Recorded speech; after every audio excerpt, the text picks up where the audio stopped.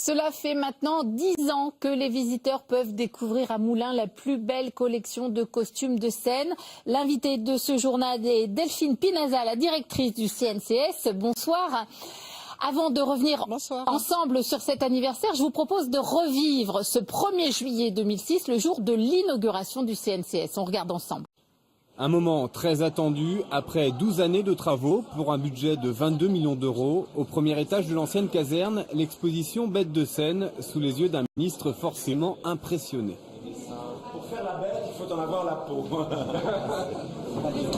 C'est extraordinaire, c'est au-delà de tout ce que j'imaginais, tout ce qui est présenté ici, qui provient de nos trésors, de l'Opéra national de Paris, de la Comédie Française, de la Bibliothèque nationale de France.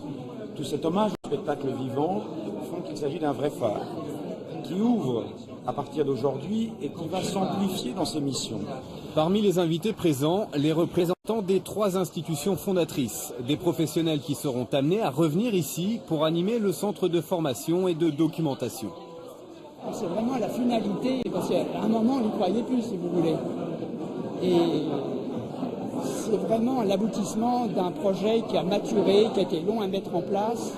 Mais on voit le résultat aujourd'hui. Moi, je suis vraiment étonné, quoi. Qu'on soit arrivé à projeter ça dans le temps et qu'il y a cette réalisation. Le CNCS est la première institution vouée au patrimoine matériel du théâtre.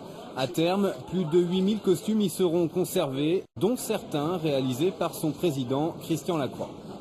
C'est l'accouchement, c'est formidable. C'est toujours pareil, on s'attend à ce que ça soit bien et puis il y a le petit côté émotion qui se rajoute. Une fois que tout le monde partage l'émotion que j'ai eue moi en tout cas quand je suis venu la première fois, c'est tellement évident que ce bâtiment est formidable et que ce qu'on va y montrer et y faire peut être génial, qu'on est plein d'allégresse, de conviction et d'optimisme. Alors Delphine Pinaza, avait-il raison, Christian Lacroix, d'être optimiste ? Oui, absolument, puisque le Centre national du costume de scène, 10 ans après, a tenu ses objectifs, notamment en termes de fréquentation. L'établissement reçoit entre 70 000 et 80 000 visiteurs par an, et ce qui fait que 10 ans après, nous espérons le 700 millième visiteur pour cette année, grande année du 10e anniversaire. Comment expliquez-vous ce succès, cet engouement finalement du public pour ces costumes de scène ? Alors c'est un sujet nouveau, c'est un patrimoine nouveau que l'État a décidé d'implanter ici dans la ville de Moulins.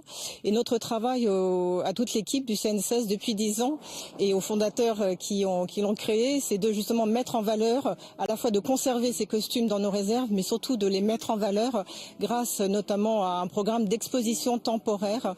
2 expositions par an avec des thèmes variés qui permettent au public de venir découvrir un nouveau thème, un focus sur ces collections et sur une nouvelle forme de spectacle vivant. C'était la première fois qu'une telle structure, qu'on se préoccupait de la sauvegarde de ce patrimoine-là. Vous dites que le public continue de venir. C'est quoi le secret finalement pour se renouveler et pour susciter toujours le même intérêt ? Justement, c'est de se renouveler et c'est grâce à ce programme d'exposition puisque le costume est trop fragile pour être exposé de manière permanente.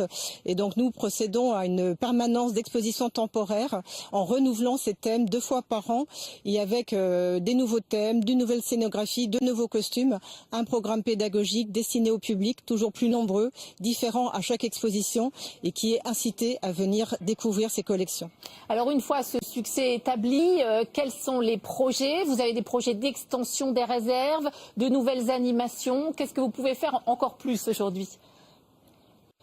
Cette année, c'est une année spécifique avec ce programme de 10e anniversaire. La prochaine exposition qui ouvre au public le 9 avril sur le thème de Baroquissimo, un hommage rendu aux arts florissants. Et ensuite, tout un programme, notamment un bal costumé le 14 juillet, mais aussi un concert avec l'Orchestre d'Auvergne le 2 juillet. Une grande projection extérieure le 15 août, sur le week-end du 15 août, sur la façade du bâtiment.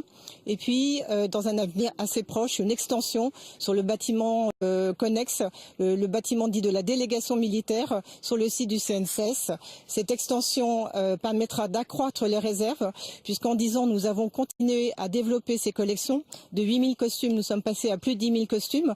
Donc, il faut des espaces complémentaires pour ces collections, ces nouvelles collections, mais aussi un espace dédié à la scénographie avec un centre d'interprétation. Vous avez évoqué la présence de l'Orchestre d'Auvergne. J'allais justement vous poser la question. Est-ce que le CNCS, en 10 ans, a établi des partenariats, des synergies avec les musées de Moulins, avec les musées d'Auvergne ?